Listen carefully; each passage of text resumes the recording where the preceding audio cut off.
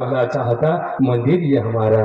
आणि म्हणून अशा या ज्ञान मंदिराच्या पवित्र कार्यासाठी ज्यांच्या आर्थिक सह्याद्रीने काम पूर्ण झालं असे सन फार्मा नावाच्या आंतरराष्ट्रीय फार्मास्युटिकल कंपनीचं मॅनेजर माननीय श्री हरीश सर, माननीय श्री दादासाहेब पाटील साहेब, माननीय श्री सोमनाथ सर।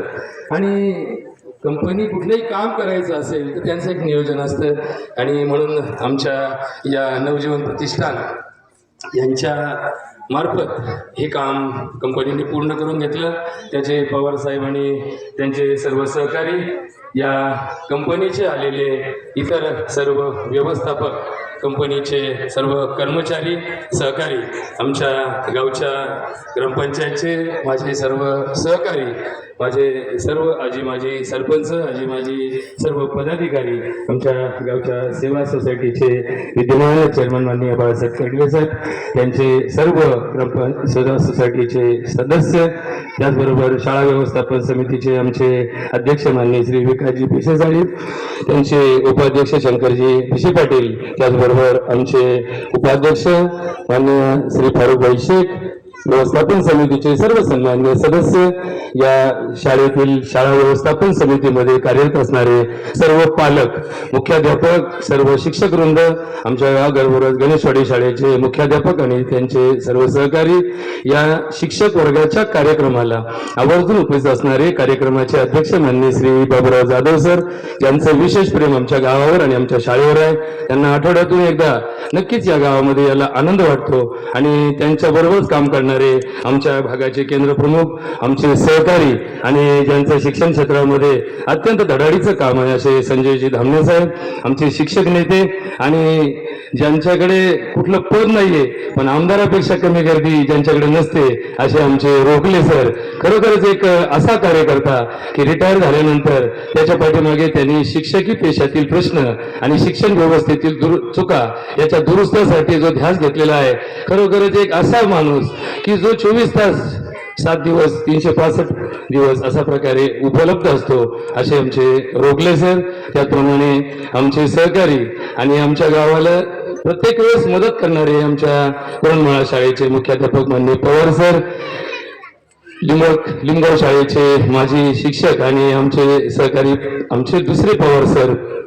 अजून कोणाचे नाव घ्यायचे राहिले असतील तर मी दिलगिरी व्यक्त करतो, कारण वेळेचं बंधन आहे। या कंपन्यांच्या लोकांना या भाषणांमध्ये आणि या चर्चेमध्ये फारसं स्वारस्य नसतं। यांना एकच गोष्ट असते, जे करायचं ते प्रामाणिकपणे करायचं। खरं तर आपल्या शासकीय व्यवस्थेमध्ये लोकशाही पद्धतीमध्ये ज्यावेळेस आपण सामाजिक आणि कुठलंही विकासाचं काम करतो त्यावेळेस 3 गोष्टीतून आपल्याला उत्पन्न मिळतं।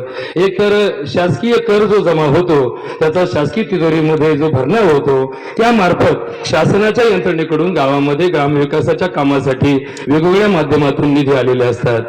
दुसऱ्या प्रकारचं आमचं जो सहाय्य असतं ते ज्या गेल्या 10 वर्षापासून 10-20 वर्षापासून की ज्या कंपन्या नफ्यात आहेत, ज्या कंपन्या भारत देशामध्ये आपला धंदा करतात, त्या कंपन्यांचा जो नफा आहे तो नफा शासन दरबारी जमा करताना त्यांना एक सवलत दिली जाते की जर तुम्ही तो नफा शासकीय कामाच्या ऐवजी जर सामाजिक कामासाठी, शिक्षण व्यवस्था, पाणी पुरवठा, स्वच्छता या अशा कामासाठी गावामध्ये लावला तर तेवढ्या प्रकारचा टॅक्सचा भरणा तुम्ही शासनाकडे कमी केला तरी आमची काही हरकत नाही। आणि ही एक अत्यंत जमेची बाजू आपल्या भारत देशामध्ये असणाऱ्या 7,41,080 खेड्यामध्ये हा सगळ्यात मोठा उपलब्ध असणारा पैशाचा स्रोत आहे। आणि सन फार्मा ही कंपनी नगरमध्ये आजपर्यंत तिचं नाव आहे की सन फार्मा कंपनी तुम्ही कोणत्याही जिल्ह्यातल्या शाळेत गेला तर केलेल्या CSR फंडाच्या कामापैकी किमान 25% कामं तुम्हाला सन फार्मा मार्फत केलेली दिसतील, एवढं या कंपनीचं वैशिष्ट्य आहे। आणि शासन आणि CSR याच्यात थोडा फरक असा आहे, शासनाला गाळणी आहे, यांच्याकडे गाळणी नाहीये। यांच्याकडे 2 लाखाचा फंड उपलब्ध झाला तर यांचे मॅनेजर खिशातून 22,000 रुपये घालून उरलेलं काम पूर्ण करतात। याचा अनुभव आपण बऱ्याच ठिकाणी घेतलेला आहे। शासनाच्या गाळण्यानंतर जे शिल्लक राहतं त्याच्यात भागून घ्यावं लागतं। CSR मध्ये ही फार मोठी जमेची बाजू आहे। आणि राहिला तिसरा प्रश्न लोकवर्गणीचा, तर आमचं गाव लोकवर्गणीच्या बाबतीमध्ये कधीच सर कमी नव्हतं। ही जी आपण खोली तयार केली, या खोलीसाठी आमचा प्रयत्न होता की आपण गावाच्या ग्रामस्थांच्या वर्गणीतून ही पूर्ण करायची, परंतु कामच एवढी पेंडिंग पडली होती आणि मध्यंतरीच्या काळामध्ये गावातल्या अन्य कामाकडे लक्ष केंद्रित झाल्यामुळं या खोलीकडे थोडंसं ग्रामस्थांचं दुर्लक्ष राहिलं आणि मग ते एकदा थांबलं की थांबतं, ही जी आपली भूमिका असते भारतीयांची त्यामध्ये ते अडकलं होतं. आणि परंतु आपण जो काही संकल्प केला त्यामध्ये आमच्या म्हणजे गेल्या वर्षभर आमचं जे गावाचं प्रशासन आहे ते आमचे सगळे 10 जणांची टीम आहे. त्यामध्ये गेल्या 1 वर्षामध्ये माझ्याबरोबर गावाने आमच्या शाबियाताई अल्ताफ शेख यांना उपसरपंच पदाची जबाबदारी दिली आणि एक स्त्री असून सुद्धा तळमळीने अत्यंत पाठपुराव्याला, कारण शेवटी हा प्रश्न सामुदायिक आणि सार्वजनिक जेव्हा असतो तेव्हा तिथे पाठपुराव्याशिवाय कुठलंही काम होत नाही. आणि या CSR फंडाच्या बाबतीमध्ये एखादा ठराव करणं सोपं आहे, एखादं पत्र देणं सोपं आहे, पण त्या पत्राचा रोज जाऊन पाठपुरावा करण्याची जबाबदारी मात्र नक्कीच त्यांनी आमच्या बरोबर सहकार्याने त्यांनी सांभाळली आणि खरोखरच त्याचीच परिणती आज या मोठ्या कामामध्ये रूपांतरित झाली. याचंच नक्कीच श्रेय माझ्या सगळ्या सहकार्यानं जातं आणि त्याचं विशेष सहकार्य त्या आमच्या म्हणजे सुनबाई शाबियाताईला जातं.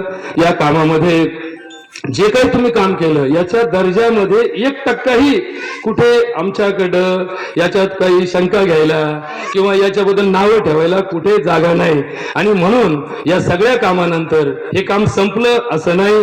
बाबूराव जाधव सरांना माहिती की अनेक कामाचे आराखडे तयार आहेत, अजूनही खूप काम या गावामध्ये अपेक्षित आहे. परंतु मी तुम्हाला भाषणात असं म्हणणार नाही की यादी वाचा आणि तुमच्या फार्मा कंपनीमध्ये मिटिंग घ्या आणि आम्हाला अजून पैसे द्या, कारण या देशामध्ये जेव्हा चळवळी सुरू झाल्या, जी चळवळ विनोबा भावेंनी भूदान